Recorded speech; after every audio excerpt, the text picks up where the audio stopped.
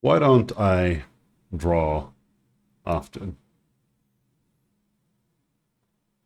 Doesn't really have anything to do with drawing itself. I think drawing is an incredibly powerful and useful tool.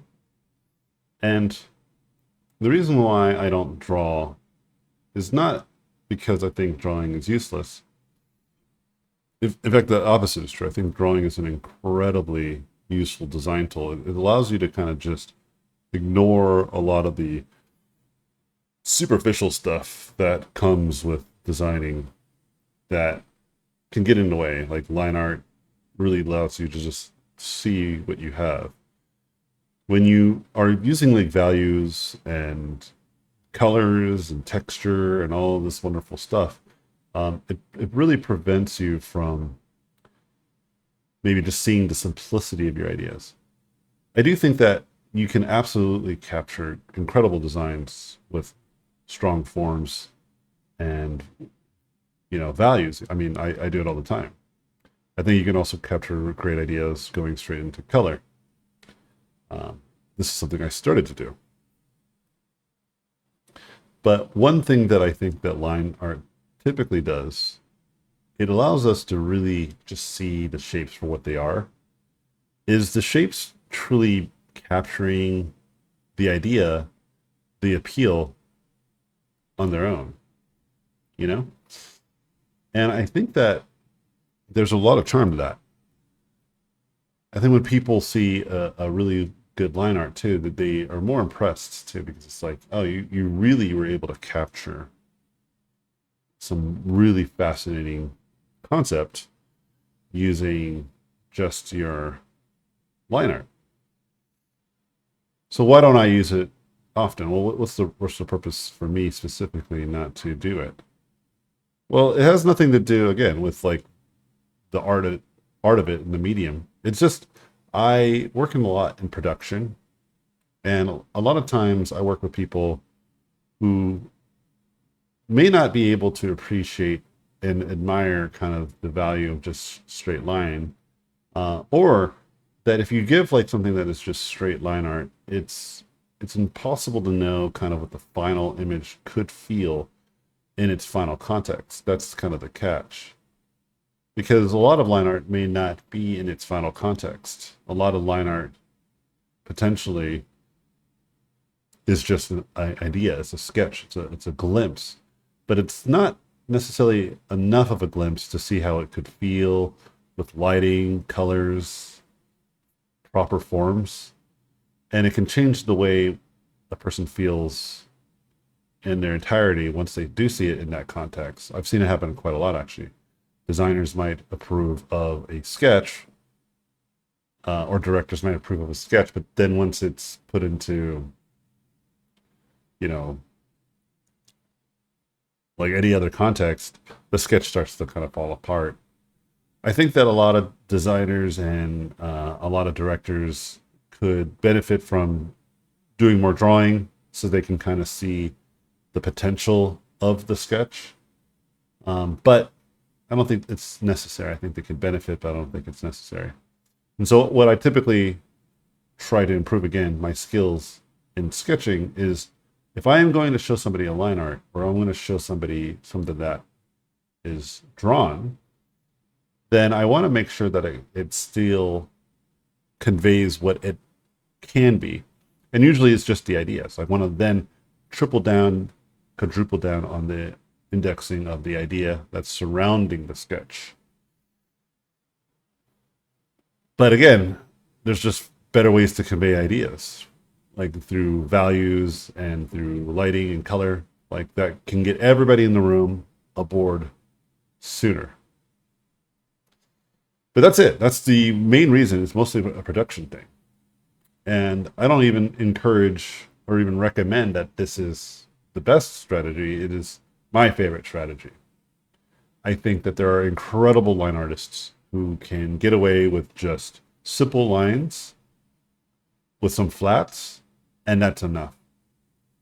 You know, some of my favorite line artists absolutely dominate in this. They capture these simple ideas, they capture the feelings just with lines, and there's no need to have any further discussion. But let me be clear, I freaking love line art. I love looking at it. I love when people do it. I like to do it. A lot of my studies, a lot of my early sketches and studies and training sessions, it's all like line art stuff. And I like to draw with like ballpoint pens. I like to draw with Sharpies. I like to draw with stuff that is not easy to draw with, which reinforces my strength and my skills and my abilities to do things. You know what I mean? And this is a really, really important factor of why I like line art, because it keeps me honest. It shows me what I know and what I do not know. It shows me what I am capable of and what I am not capable of. Like, I like to not erase. I like to not have undo buttons as often as I can. And so when I draw with ballpoint pen or Sharpie, like, it really forces me to be a lot more assertive. Like right now I've been undoing because I can. And I can erase because I can. But with like a traditional medium, just like with straight up pen and marker, like I cannot get away from that. And it's incredibly amazing to have that kind of freedom, that my art's not going to necessarily be perfect. I actually go a little bit slower than I'm doing now.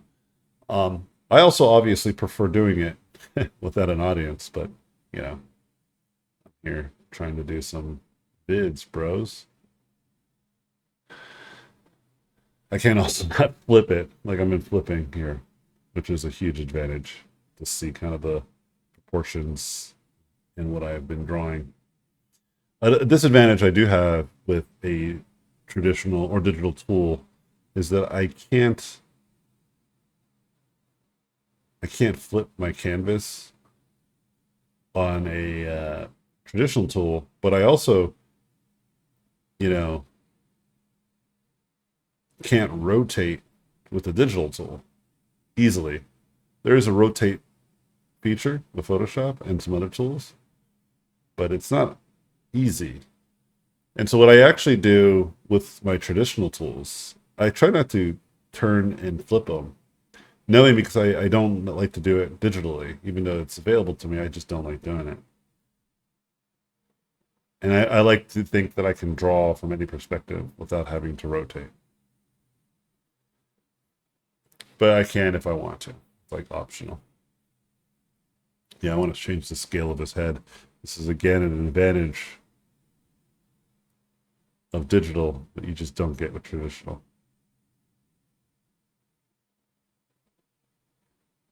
Yeah, I think it's like right there. It's the way to go.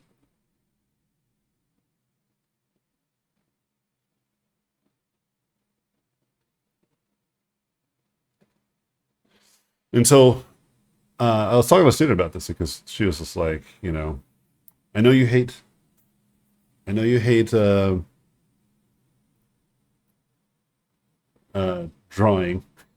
I was like, no, I don't hate drawing. I just think it's inefficient compared to just straight up painting.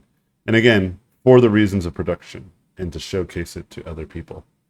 If I didn't have to worry about that, I think I wouldn't mind drawing. I did tell my students though recently that because of the horizon of people thinking that AI art is this powerful tool, which I am absolutely convinced now. I am now in the mind that AI is a complete waste of your time to try to learn, in quotations. Like, I could pick it up right now and use it. There's nothing to learn. And that your time is best spent mastering actual, useful, meaningful skills. To me, I was telling my students, I'm going to double down on getting back to kind of the basics, being better at traditional drawing and traditional um, painting. Not because I have to, it's because I'm in spite of this AI quote unquote revolution. You know, I am going to double down on mastering the fundamentals to be like basically an unstoppable artistic force. I decided I want to get better at drawing more environment stuff. In fact, after I do this, I'm going to do a couple studies. I'm going to do some paintings of environments. And I'm going to get better at more cultural understanding. I'm going to start reading more books, learning more about human culture, embracing what it means to be human, and living in a world in which I can articulate visually what I think matters and what I think people admire about us as a species, and bring my value in this capacity. And so to me, like, drawing more traditionally is not just something that I want to be really skilled at for, personal and, preference, but because I also want to do it as a just a reminder of why it's important to do it. Like, I think it's incredibly important to know that I don't do line art, not because I don't think line art is good. I love line art. Line art is some of my favorite type of art to look at. But because of production, because I felt the need that I needed to be competitive in the space of like what it means to do really compelling concept art against the odds of people who use lots of photo bashing and 3D, which, for what it's worth, I can use 3D and I also use photo bashing whenever I need to. This is not off the table. I am not saying that it is not useful skills, but they're just tools that amplify the skill that you already have. And so for me, I love human art, the way that we make it. I love how it's created. I like how it's formed. I love everything about it. And I am damned to let people convince me that making art just for production is all that matters. The end result. Part of what makes the end result awesome, y'all, is what got you there in the first place. First place. It's funny. My daughter and I, because she said something wrong, so we do this thing where we just make fun of each other aggressively when we misspoke or misspeak and mispronunciate words. So just me doing that now, I can just hear her mocking the hell out of me. Anyway, yeah. So, and I encourage you guys too to start picking up drawing, picking up true traditional skills, things that actually bring you incredible value as an individual, that you are capable of doing something more than what somebody can just type up. I was watching this video from this guy that I like a lot. He's an animator, and he's a pretty popular YouTuber, and he was talking about kind of like he was saying something about along the lines of like just making the art, like learning on the way absolutely is what brings the value to the art in the first place. And that if you're the kind of person that looks at AI art as a useful tool because it can create a really impressive image instantaneously, then you're also probably the kind of person who will give up pretty easily when there's any give of a challenge. And I actually don't disagree with this.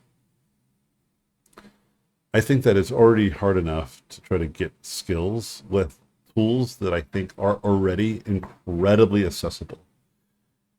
They're already really easy to use. They're already very affordable. Like, Blender is free, y'all.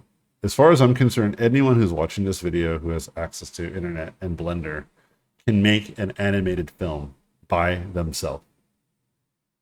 There's no reason why you cannot, other than you don't put the time and effort in.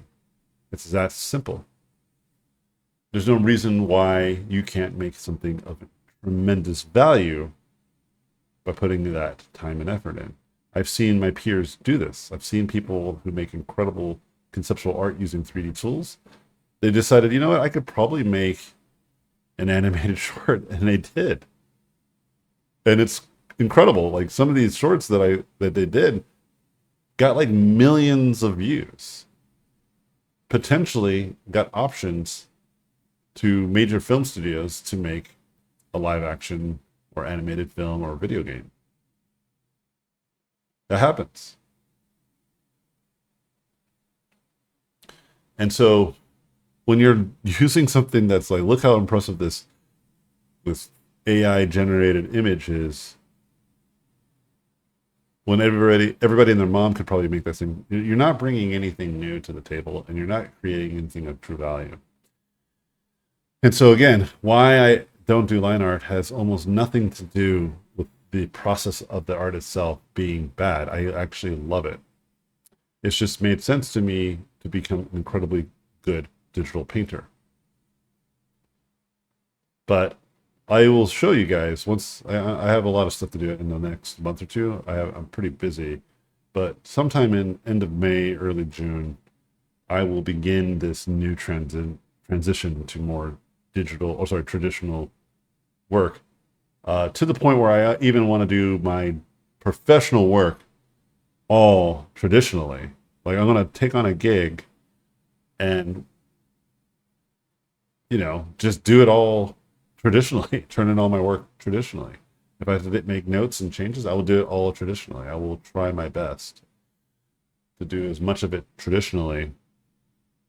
Like my student said, like the good old days, like the old times, because that's how they did it. That's how they used to make concept art, like people like Sid Mead, people like Ian McKeag, people like Crash McCreary,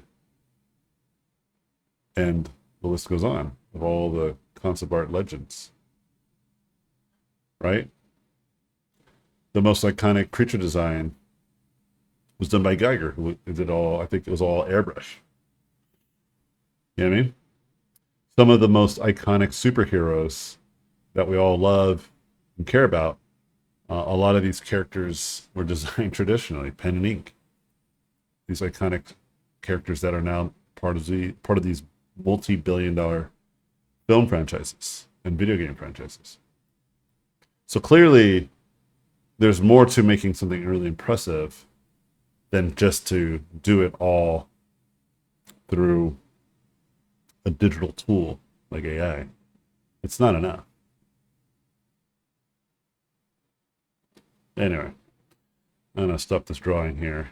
I don't want to spend too much time because I want to do some studies. I got some work to do to get wrap up the concept gigs. What I think I might do here though before I go, so I do think it'll be okay if I add some flats. So let's do that. Let's give it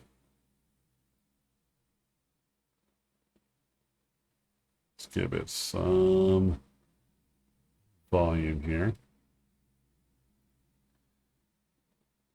You know what? I'm going to do this. This will be faster. I'm just going to trace it and fill it up with a bucket. Good old bucket. There's a person who asked me on Instagram the other day if they should learn how to draw as a 3D artist, because they're like primarily a 3D artist. And I said, honestly, there's no real reason to learn how to draw, unless you're trying to, sharpen the skills that you want to level up in. So for instance, if you're a character 3D artist, it does seem appropriate to maybe do like 2D art to draw like figures, like anatomy and such, because that skill will transfer over. I must have missed it. Hold on, let's see where I might have missed it. Right here and right here.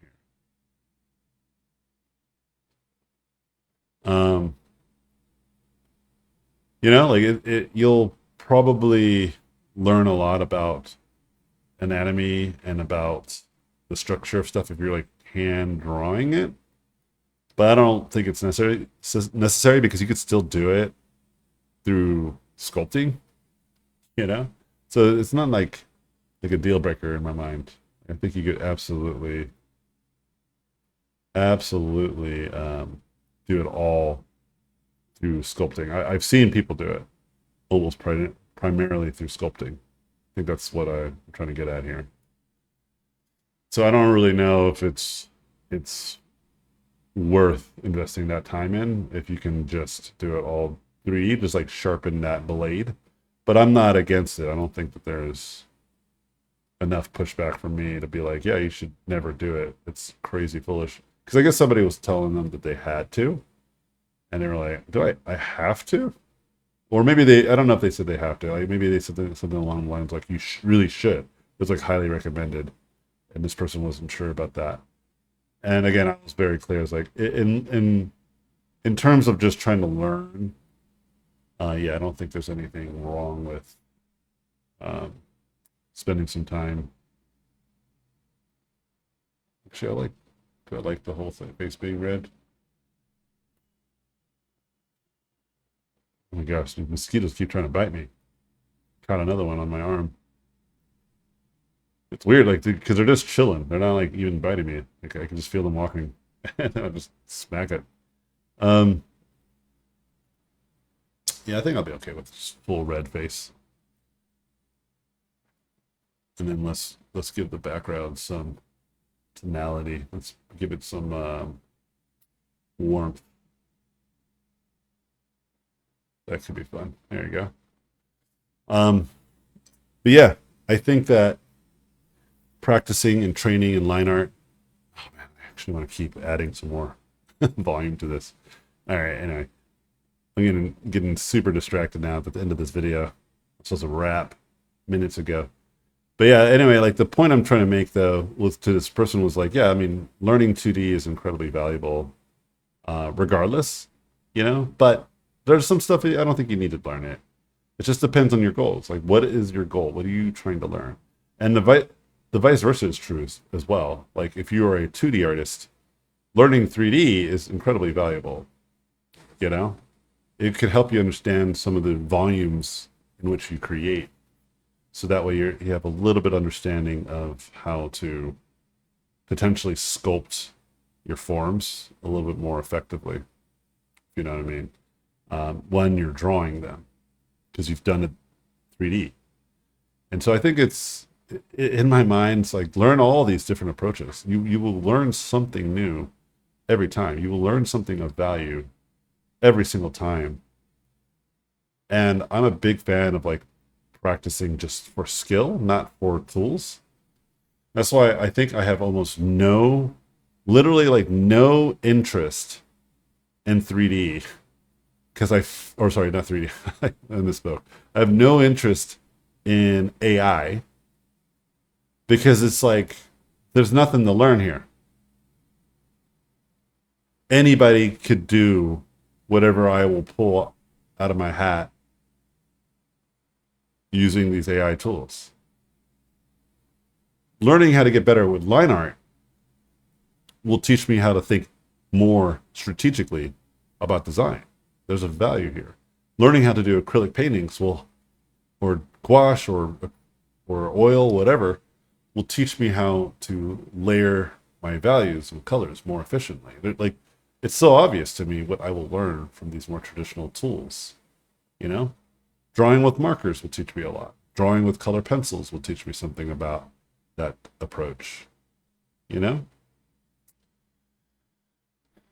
there is absolutely a lot of rationale trying all of these different things from my mindset, you know? And so, yeah, I encourage you guys to constantly practice, constantly train, try different approaches. But when you're beginning to build a portfolio, regardless of the approaches, regardless of the tools, I think it's incredibly important to stay hyper focused on what you're trying to overall accomplish. again, to this 3D artist, I said, if at the end of the day, what you want to do is 3D art, then do 3D art. You know? And if you want to learn 2D to improve your 3D art, 3D character designs, then do that. But don't try to all of a sudden become a concept artist if that was not what your goal was. You know?